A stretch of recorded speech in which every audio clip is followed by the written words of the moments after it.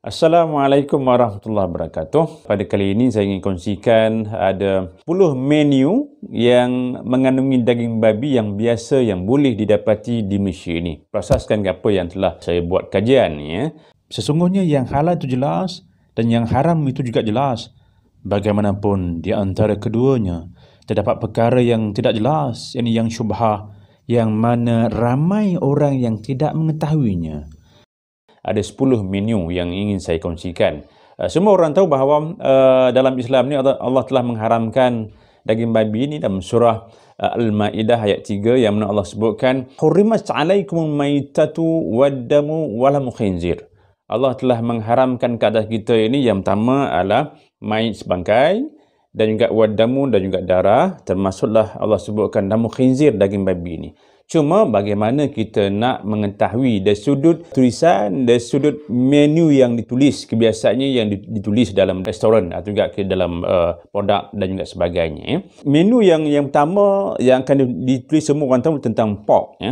Pork ini adalah yang paling kerap digunakan dalam menu dan juga mudah untuk kita cari di restoran-restoran di Malaysia ini. Kalau restoran yang tak halal, dia akan tulis sebagai pork meat dan juga daging babi ini. Yang ni rasa memang senang untuk kita tahu. Bila ada tulisan pork, P-O-R-K, pork ini adalah daging babi. Itu yang pertama. Yang kedua adalah menu dalam bak kutih. Bak kutih. Kalau kita pergi ke restoran yang biasa tulis bak kutih, memang kebiasaannya akan ada jual babi ini. Sebab bak ini adalah, bak kutih maksudnya adalah teh tulang babi. Teh tulang babi. Bak tu di-refer kepada daging babi yang biasa dalam tulisan Cina. Jadi sebab tu dalam persegi halal, walaupun bak kutih ini hanya rempah saja, tapi tulis bak kutih tidak layak diberikan segi halal itu. Itu disebut sebagai bak kutih. Yang keduanya adalah menu yang akan ada tulis bacon. Bacon ialah satu yang dianggap sebagai hirisan daging babi yang disalai. Yang menjadi kegemaran ialah kalau kita lihat di sebelah barat, banyak yang kata daging babi yang disalai ini disebut sebagai bacon.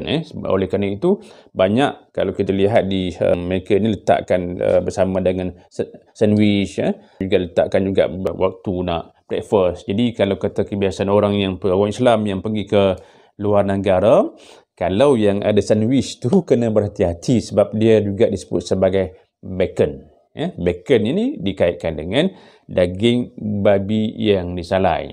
Termasuk jugalah kalau kita pergi ke restoran-restoran makanan segera di luar negara, biasa dia akan sebut sebagai bacon untuk diletakkan juga dalam sandwich.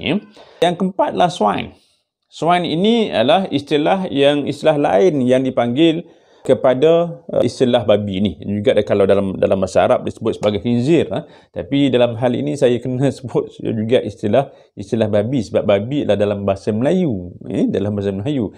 Kalau kata khinzir barulah dalam bahasa Arab. Kalau sebut khinzir ni dia tak rasa babi sangat. Sebab tu saya kena kekalkan dengan istilah nama babi ini. Dan juga dalam bahasa Inggeris cukup banyak. Ada yang disebut sebagai 33 istilah babi dalam bahasa Inggeris ini. Cuma untuk kali ini saya nak kaitkan untuk yang dikaitkan dengan menu saja, menu makanan yang biasa yang ada di Malaysia ini. Baik. Kalau dikaitkan dengan swan tadi, termasuklah juga hog dan juga pig. Itu adalah yang sebelum dijadikan menu. Kemudian kita lihat char siu. Char siu. Kalau sebutan saya tak betul, mungkin kena rujuk orang yang memang fasih berbahasa Cina ni. Tapi dalam apa yang saya baca disebut sebagai char siu. Char siu juga char siu. Siu ni adalah asal perkataan daripada Cina yang merujuk kepada daging babi panggang yang dibuat secara barbecue. Daging babi panggang yang dibuat secara barbecue. Biasanya char siu ini akan agak berwarna macam merah, kemerah-merahan sikitlah, atau juga merah muda. Jadi kalau kita nak tengok yang jenis barbecue yang merah muda ni, kena tanya betul-betul sama ada ianya datang daripada daging biasa atau juga daging babi. Kemudian yang keenamnya adalah cunyuk. Disebut sebagai cunyuk. Kemudian ini juga hidangan-hidangan yang makanan orang Cina yang dipanggil sebagai cunyuk ini. Jadi kalau kata yang duk sukakan makanan-makanan Cina ni, Chinese food ini, berhati-hati dengan istilah nama ni. Walaupun kita lihat ada nama-nama yang bukan asalnya juga nama babi. Contohnya lah sekarang ni sebagai disebut sebagai bak kutih ke, cunyuk ke, atau juga char siu. Walaupun dikata bukan babi, tapi namanya itu telah dikaitkan dengan nama babi. So menu-menu ini tidak dibenarkan untuk kita orang Islam yang nak makan. Sebab tu kita jangan rasa terkeliru dengan nama-nama ni, ya. Baik, yang ke-7 ialah disebut sebagai yakibuta, ya. Yakibuta inilah adalah istilah potongan daging babi dalam istilah bahasa Jepun yang biasanya juga digunakan bersama dengan ramen. Itu disebut sebagai yakibuta. Oleh kerana itu, kita yang biasa pergi berkunjung ke restoran Jepun kena berhati-hatilah. Baik, jangan kita main bedar sajalah. Yang ke-8 ialah disebut sebagai diwiji ke diwiji lah, tapi istilah yang peminat-peminat kepada makanan Korea ni, kepada orang yang minat dengan menu Korea, kena pastikan anda tahu makna yang disebut sebagai diwiji ni, kan?